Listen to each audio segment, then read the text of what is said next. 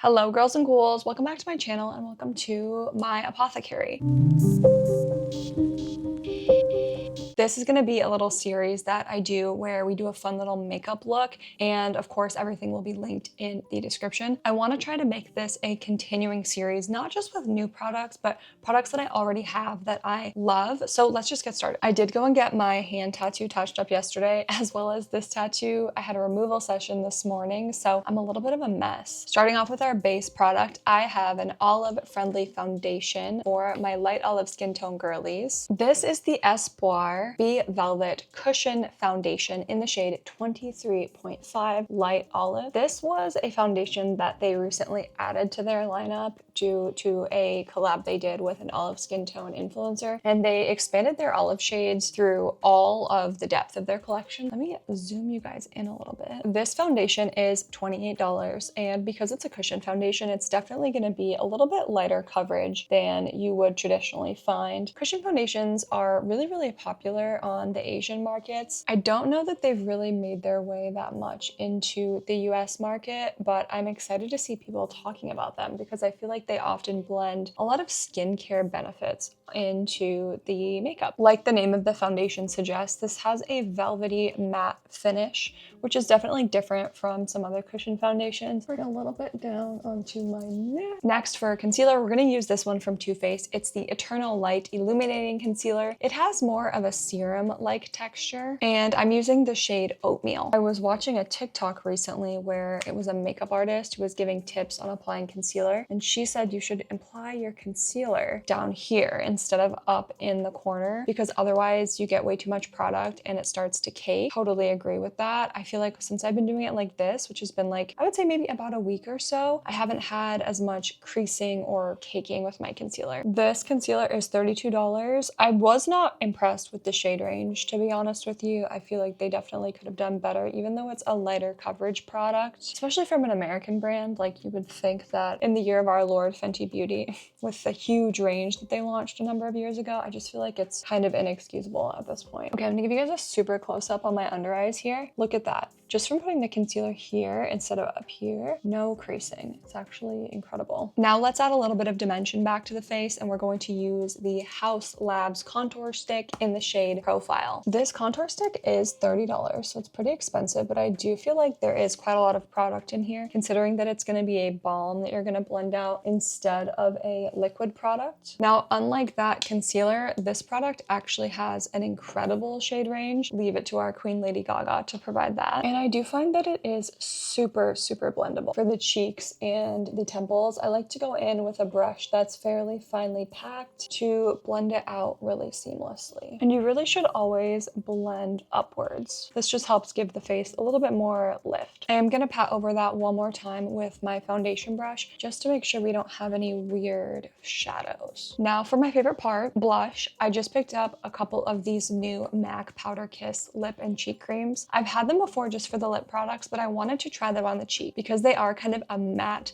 balm-like finish. I feel like they give a really nice impression on the cheeks, even if the color might look a little scary. Today we are using Chestnut, which is a very deep dark brown, which I think kind of looks a little scary in the container here, but I think on the face it's gonna look gorgeous. So I'm just gonna take this and pop a little onto each of the cheeks, and then let's just put like a teeny tiny bit on the nose. And I'm gonna use the same brush that I used for the contour here on the cheek, and I'm just going to pat that out. Do you see what I mean? It's just a beautiful kind of bruised petal kind of look. That's the first time I've used that shade, and I actually think it turned out really beautifully. Definitely not as scary as it looks in the bottle. All right, we are pretty shiny, so let's get some powder on the face. We're going to use the new Huda Beauty Easy Bake Loose Setting Powder in the shade Matcha Milk Cake. Now this is a green powder. It's really great if you have any excess redness on the face. I like to just put a little bit under the eyes, on the chin, as well as kind of around the eyebrows, since I do tend to get a bit of shine there. And the goal today is not to be super duper shiny. And then I'm just gonna tap a little bit onto the forehead, maybe just a touch around the T-zone here as well. And that's it for powder, super easy. Now for the best part, which is eyes, we're going to use the Cryptic palette from Jolie Beauty. This is one of their newer releases. There's just so many options. I definitely think today we're gonna go for a more green and brown look. I mean, it really is just the most beautiful palette. I'm gonna bring you guys in a little bit closer for the eyes. For brushes today, I'm using a little set that I got from Glaminatrix Cosmetics. That's a small Australian brand that I'm a huge fan of. If you don't have eye brushes and you wanna get a good set of a little bit of everything, I definitely recommend these ones. Whenever I do an eye look, I also use one of these little like sponge kind of color swap pads. I've had this forever. I actually probably should get a new one, but it works. So just makes it really easy to change between colors quickly when you're using the same set of brushes. We're gonna go in with the shade Awaken on a fluffy brush and make that our transition shade today. This will just give us a little bit of dimension in the lid. I'm gonna take that same shade Awaken and then put it underneath the eye right here. We're gonna take the shade Living Dead and we're gonna cover the entire lid with it. The Cryptic palette is a little bit more expensive. I want to say it's like $63 or $64, but you do get such a breadth of shades.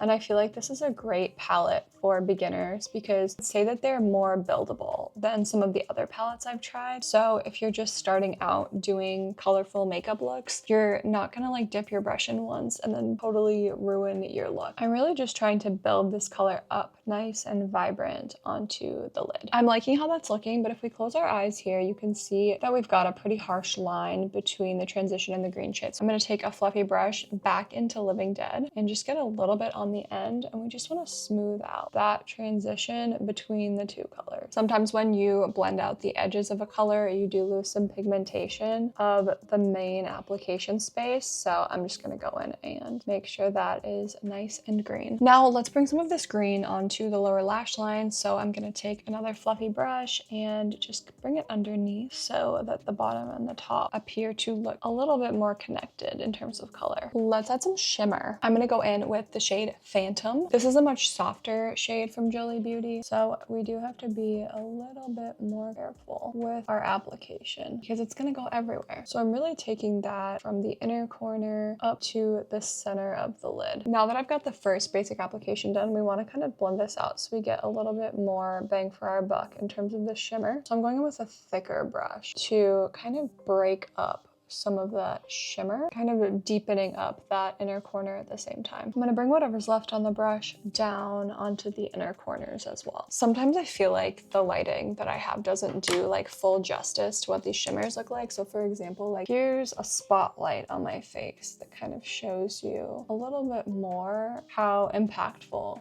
that shimmer is. Okay, now I want to go in and really kind of deepen up the outer corners. So we're going to go into the shade Undergrowth. This isn't quite a black shade. I would say it's like a super, super dark cool toned brown. And I'm just going to use the same brush that I used to blend out our shimmer. And I'm just going to pop that here on the outer corner, almost in like a winged liner kind of shape, but not too far out. And then with whatever's left on this brush, I'm going to bring that onto the lower outer corner, almost creating a little bit of a shadowy wing in the corner here. We are going to go in with eyeliner later, so nothing crazy. Then we're going to do just a touch of blending there to make sure that the green and the brown all transition seamlessly. Does anybody else have a favorite eye?